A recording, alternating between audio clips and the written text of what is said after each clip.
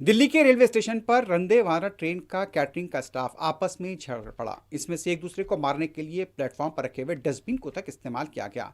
Railway station पर झगड़े की वीडियो सोशल मीडिया पर वायरल हुई है।